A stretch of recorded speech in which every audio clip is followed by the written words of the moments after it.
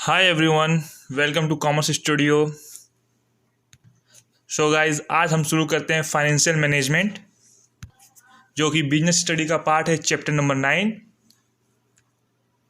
और बहुत ही important chapter है ये, पार्ट बी का। तो फाइनेंशियल मैनेजमेंट, फाइनेंशियल का मतलब आपको पता होना चाहिए, और मैनेजमेंट का मतलब तो आपको पता ही होगा, कंट्रोलिंग, प्लानिंग, मॉनिटरिंग और भी एक्स्ट्रा जो आप भी पहले क्लास में पढ़ चुके होंगे। और इस चैप्टर को आपको ऐसे पढ़ना है कि आप किसी कंपनी या फर्म के फाइनेंशियल मैनेजर हो, तो काफ़ी अच्छे तरीके से आपको समझ में आएगा। जैसे कि एक अच्छे फाइनेंशियल मैनेजर को क्या क्या अच्छे डिसीजन लेने पड़ेंगे, क्या अपॉर्चुनिटी है, कितना कैपिटल है और कितना उसे सोर्स अलोकेट करना होगा। तो वही तो चलिए डिफिनीशन से स्टार्ट करते हैं। Financial management is a concern with managerial decision that result in the acquisition and finance of long term, short term asset and distribution of earning to owner firm. यहाँ एक्विजिशन का मतलब ये होगा कि fund को acquire करना। आप कैसे फंड को रेज कर सकते हैं, किससे ले सकते हैं, और देखिए सोर्स के मतलब कि मल्टीपल सोर्स होते हैं फंड्स के रेज करने का, जैसे कि public deposit, share debenture, commercial paper, retain earning या venture funding. Distribution of earning to owner of the firm, profit earn करने के बाद कंपनी कितनी परसेंट पैसे डिवेंचर्स होल्डर को दे, शेयर होल्डर को दे, या वापस कंपनी की ग्रोथ के लिए इन्वेस्ट करे। ये डिस्ट्रीब्यूशन होता है जो कि फाइनेंशियल मैनेजमेंट के द्वारा लिया जाता है, जो मैनेजर करता है। तो ये पूरा डिफिनेशन था। मतलब फाइनेंसिंग मैनेजमेंट का मतलब ये हो गया है कि कहाँ से पैसा उठाए और कहाँ पैसा लगाएं कि ज़्यादा से ज़्यादा आरओआई है। आरओआई का मतलब रिटर्न ऑफ इन्वेस्टमेंट। अब हमारे यहाँ नेक्स्ट टॉपिक आता है रोल ऑफ फाइनेंशियल मैनेजमेंट। देखिए, इसका मोस्ट इम्पॉर्टेंट टॉपिक है प्रोक्रूटमेंट ऑफ फंड। मतलब पैसा कहाँ से आने वाला है और सस्ते से सस्ते इंटरेस्ट पे मिले, इसका मतलब यही होगा। तो इसका दो सोर्स है, या तो कंपनी डेब्ट ले या इक्विटी ले। अब डेब्ट ले रहा है तो जाहिर सी बात है कम से कम इंटरेस्ट पे ले, और इक्विटी ले रहा है तो कम से कम फ्लोटेशन कॉस्ट हो, अदर कॉस्ट हो। जैसे फ्लोटेशन कॉस्ट का मतलब ये हुआ कि प्रोस्पेक्टस और ब्रोकरेज चार्ज और भी एक्स्ट्रा चार्ज जो होते हैं, जो लीगल गवर्नमेंट द्वारा लिए जाते हैं, वो कम है। अब इस टॉपिक में आपको यही पढ़ना है कि प्रोक्रूटमेंट ऑफ फंड कैसे लिया जाए।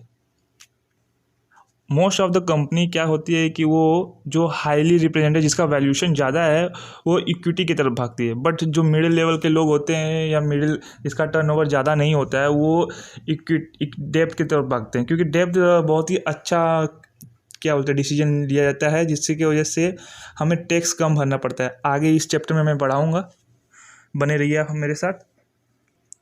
और फाइनेंशियल मैनेजमेंट का एक और भी अच्छा पॉइंट है, वो डिसीजन मेकिंग में हेल्प करता है, रिस्क को प्रिडिक्ट करता है, और थ्रेट्स जितने भी होते हैं उसे दूर कर देता है।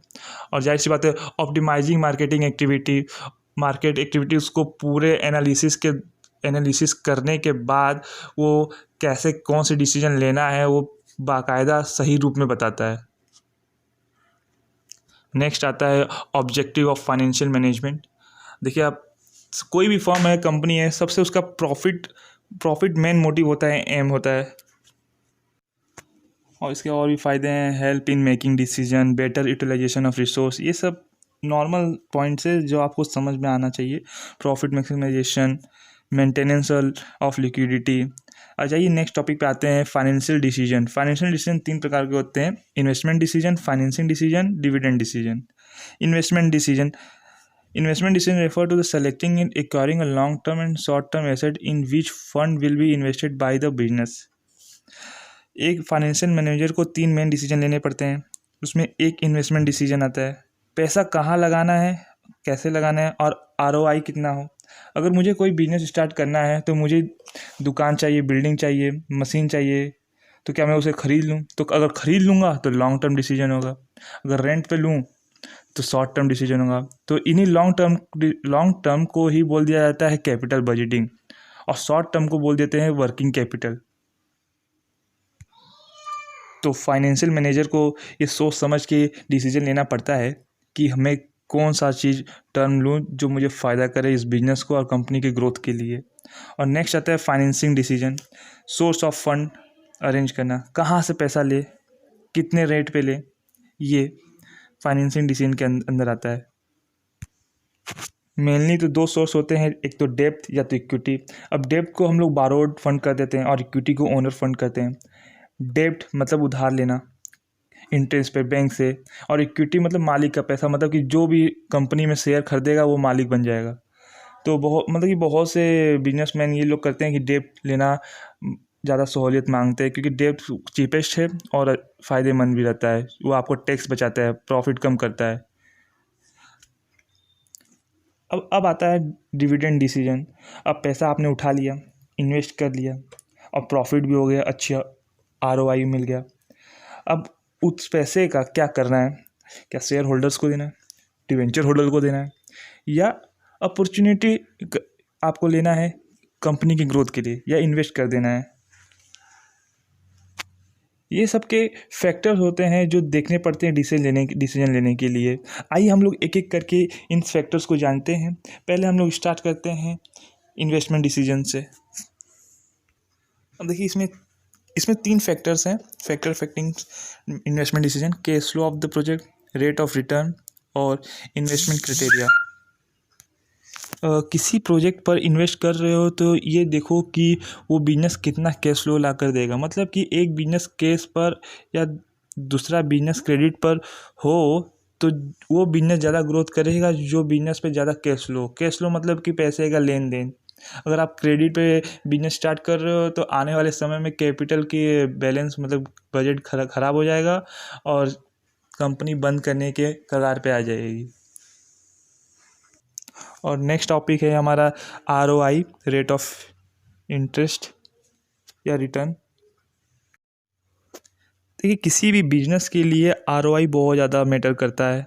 अगर कोई बिजनेस आप कर रहे हो और 50% ROI आ रहा है तो मज़ा ही आ गया। कहीं भी इन्वेस्ट करने से पहले आपको चेक करना पड़ता है ROI, जो कि फाइनेंशियल मैनेजर के द्वारा किया जाता है। जैसे कि अगर आपको बैंक में अगर आपको इन्वेस्ट करना है तो 3 से 3.5% का रिटर्न आता है, FD में 6 से 7% का रिटर्न आता है, रियल इस्टेट में 8 से 10 का आता है, स्टॉक्स में 12 से 20% आता है। ऑप्शन चेन को छोड़कर उसमें तो रिस्क से इन्वॉल्व होता है बहुत ज़्यादा। तो हमें सोच समझ के चेक करना पड़ता है ROI कि किस प्रोजेक्ट से ज़्यादा आ रहा है, किस प्रोजेक्ट से कम। उस हिसाब से हम लोग को डिसीजन लेना पड़ता है। अब नेक्स्ट आता है रिस्क तो हर बिजनेस में है, इसे भाग तो नहीं सकते हैं, लेकिन जो रिस्क लेगा वही मुनाफा कमाएगा और उसकी ग्रोथ ज़्यादा होगी। फाइनेंशियल मैनेजर को कैलकुलेटिव रिस्क लेना पड़ता है जिससे कि रिस्क कम हो और मुनाफा ज़्यादा हो, मतलब प्रॉफिट की बात हो रही है। और नेक्स्ट हमारा इन्वेस्टमेंट क्राइटेरिया।